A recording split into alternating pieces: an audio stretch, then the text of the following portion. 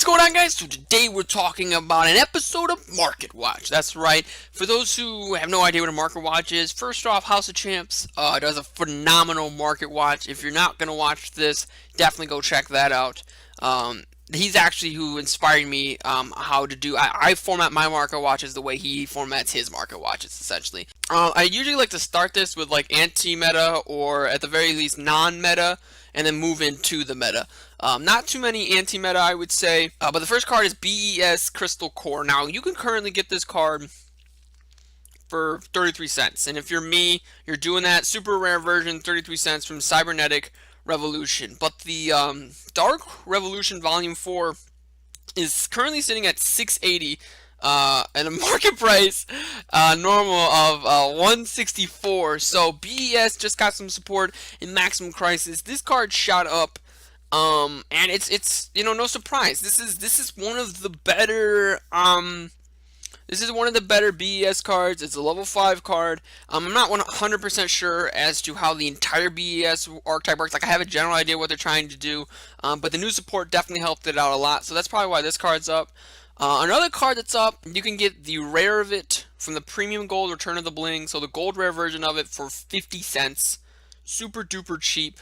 Super rare version from Legendary Collection 5D, because that's where the Time Lords come from. But the Photon Shockwave super secret rare version, there's 8 available for $7, and you're going to want to get those quickly, because the next available is sitting at 19, about $20 right now. In market price is about 183. The reason I featured these two cards is because I have a Yu-Gi-Oh app called Yu-Gi-Oh Price Guide on my phone, and 2 of the top 3, this is number 1, the other one, the BES Crystal Core, was number 3. These are the highest changes as far as positive changes are for all Yu-Gi-Oh cards, at least these versions of these cards. And it makes sense. The Time Lord support just came out. This card will probably fizzle, as I think the BES Crystal Core will probably fizzle, and there's other versions as well, so you don't necessarily have to go buy this card right now. This is definitely a sell. These last 2 cards are definitely a sell cards. That's why I feel like that's why I keep all the cards that I'm collecting now that I feel like are worth 99 cents now. Like the Shi-Wins, when Metaphors Yang Zing was announced, like, I sold those when they got super high priced, and that's how this Yu-Gi-Oh market works. Speaking of which, actually, a good example of that is Oracle of Zafra.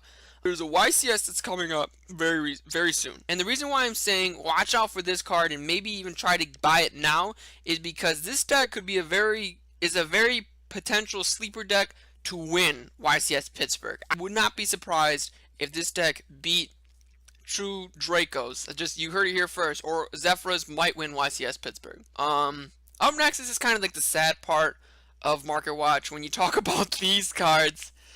Oh man, I've been trying to figure out, because I just looked at this card on eBay today, and that was actually what inspired this Market Watch, because this card pre-Maximum Crysis came out last Friday.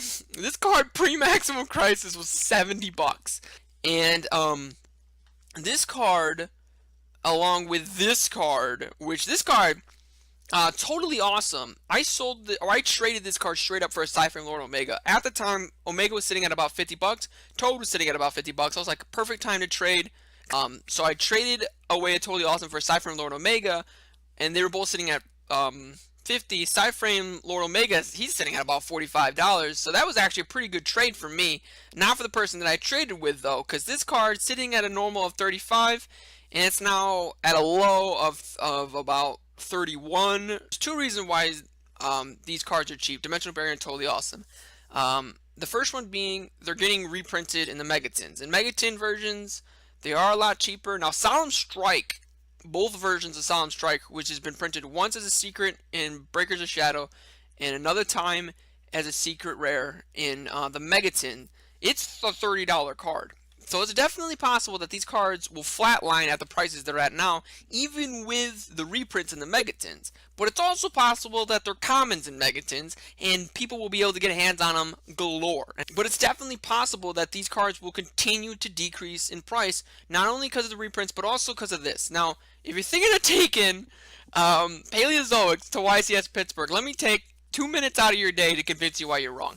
Okay, Paleozoics was a deck for the longest time people declared dead.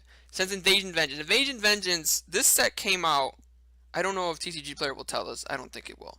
But this set came out about this time last year. And Invasion Vengeance had a bunch of Paleozoics and essentially Paleozoic boss monster and totally awesome.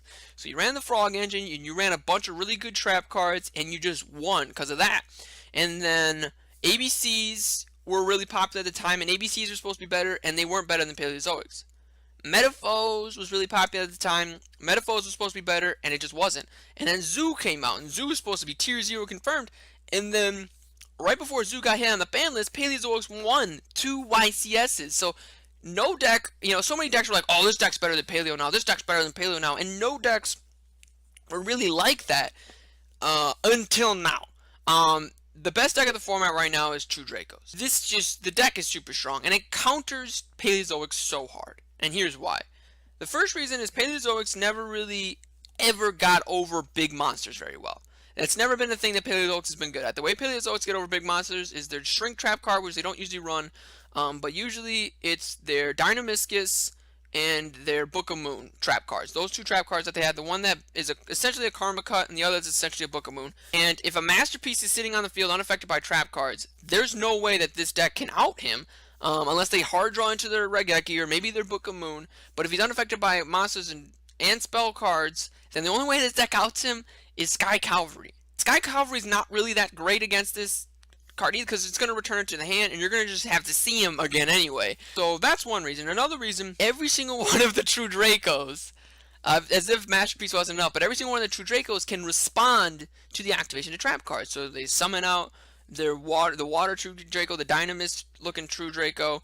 You chain the Book of Moon trap card. They chain to search for a trap card, or they chain to search for a monster, whichever one that searches for, I don't remember. And so now you can't activate your trap card unless you chain another normal trap card. The final icing on the cake, the cherry on top, is that when every continuous spell and trap is sent to the graveyard that is a True Draco spell and trap, it destroys a spell and a trap. So your Mirror Forces aren't as strong as they used to be, and those are going to be huge problems. And the fact that the True Dracos respond to every single thing, every single trap card. It's been 4 minutes. I said it was going to be 2, but it's been 4 minutes. They respond to every single trap card that you have, so you can't special summon your Paleozoics to at the very least stall. And there's really no way for this deck to out Masterpiece. It's not that great of a deck to get going, and the best deck of the format counters it super hard.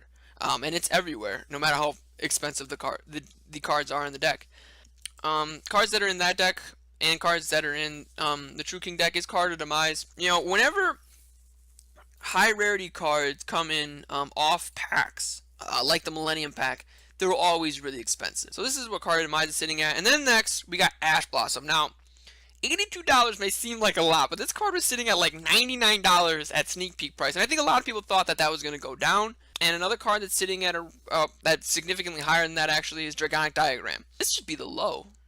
Yeah, that's the low. $97 plus 99 cents shipping and handling, so essentially $98. That is the low for this card. And everybody thought this sneak peek price would go down, and it hasn't really fluctuated at all. No, I don't think Dragonic Diagram is going to be $100 for like the next year, but I don't see why it would go lower than $70 from now until February or May 10th, 2018. To be 100% honest, the only thing that could happen is this card gets hit on the ban list, and while it's a great field spell, there are better field spells that have dodged the ban list, like Union Hanger, Cosmotown.